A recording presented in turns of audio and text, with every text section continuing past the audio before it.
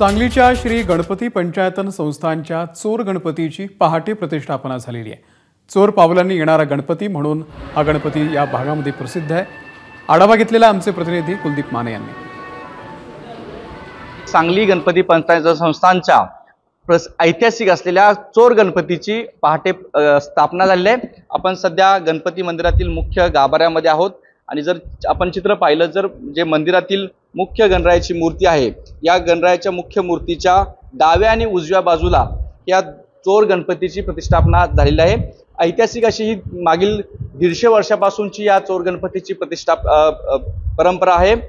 या चोर पावलांनी येणारा गणपती म्हणून हा या सांगलीच्या गणपती पंचायत संस्थांचे हे चोर गणपती प्रसिद्ध आहेत। हे गणपती साधारणतः चतुर्थीच्या 4 दिवस आधीच या ठिकाणी या चोर गणपतीची मंदिरामध्ये प्रतिष्ठापना होते।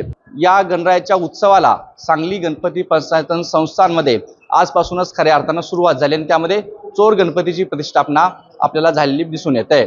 कॅमेरा पर्सन योगेश सोबत कुलदीप माने, एबीपी माझा, सांगली। एबीपी माझा, उघडा डोळे बघा नीट।